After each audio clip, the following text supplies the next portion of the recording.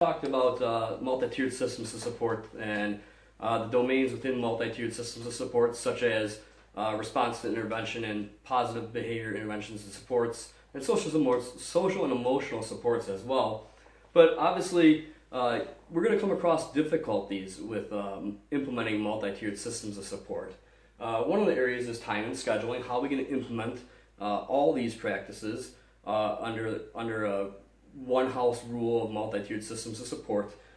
Resistance to change coming from staff who are used to refer, test, and place model, which streamlines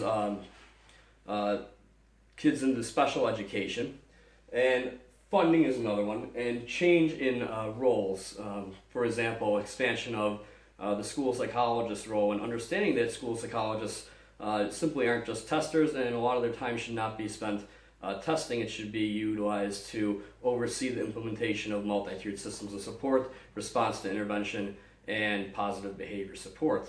So these are all challenges, and a lot of them can be addressed through really systematically getting together with your general education teachers, special education teachers, school psychologists, school counselors, and really coming to a cohesive head about what roles people are going to play and how to implement it. And that is up to really your district. But, obviously funding is always going to be of a concern within the districts and how to find that funding. But as we may know, the less children who are referred for special education, the more the district will save. I think it costs like an average of extra $7,000 per pupil for a student to be referred at least to special education in New York State, as opposed to a lesser degree or a lesser amount for general education students. So that's an extra $7,000 annually at the very least that we're spending on a special education student. And by using preventative practice, we may ultimately be saving money down the long run through that route. So let's go into this a little bit more, and let's look at some ineffective models of multi-tiered systems of support, and more importantly, the domains within, such as positive behavior support and response to intervention and attendance or what have you. Let's look at that and what some of these ineffective models look like. For me, one of the problem areas that I see is,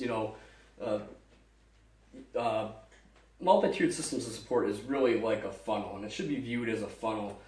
We ultimately have viewed response to intervention and models such as preventative practice as a mountain or a pyramid, and I feel like it always looks like a volcano to me. It looks like we're pushing these kids from the bottom and referring them, and they're coming out the top and blasting out the top. So it ultimately becomes a streamlined special education process rather than a preventative practice model. If the lava is building up here and it's moving through the volcano, ultimately the children are going to come up to the top, and no one's going to get the support that they need. Through a funnel system, we're funneling out the kids who need the most support for that individualized instruction. We need the students who are receiving special education to receive the most individualized instruction to meet their individualized needs. By over-referring our system and over-referring to the school psychologists and special education teachers, no individualized special education instruction is likely to occur, or very little. And how individualized are the psychological reports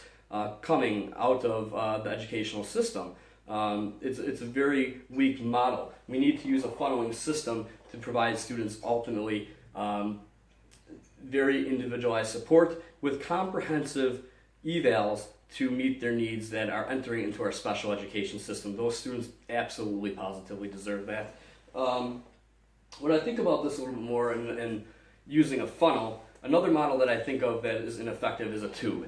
A lot of students, and we'll talk about this later, a lot of school districts use, as opposed to a funnel, they use a tube-based approach.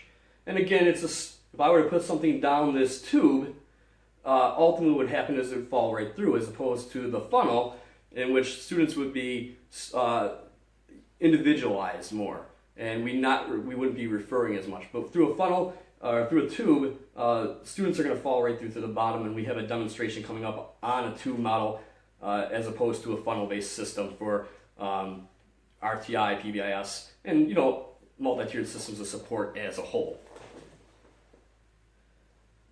So again, I really want to view multi-tiered systems of support as a funnel, And you got your attendance, academic, social, emotional, and behavioral domains.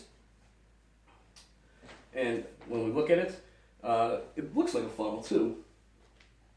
And we're individualizing, of course, our instruction. Here's our students, here's our first tier. 80 to 85% of students should be responding to instruction here. 5 to 10 students should be responding to instruction or social emotional intervention here. And 1 to 5% should be responding to our interventions at the tier 3 level. Those students who do not respond are likely to maybe have a specific deficit that is preventing them from acquiring the knowledge in special education, or in acquiring the knowledge to succeed and succeed in the general education curriculum. And therefore, right at this line, we'd be going to a CST to refer for special education-based services and evaluate. And of course, the school psychologist, speech pathologist, OT, PT would get together and do their evaluations, and special education teacher, of course, would be involved to assist in that matter. Same with the general education teacher.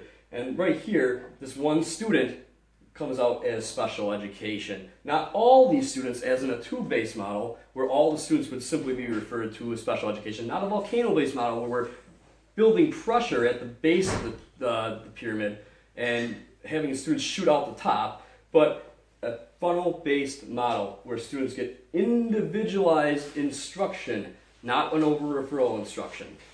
All right?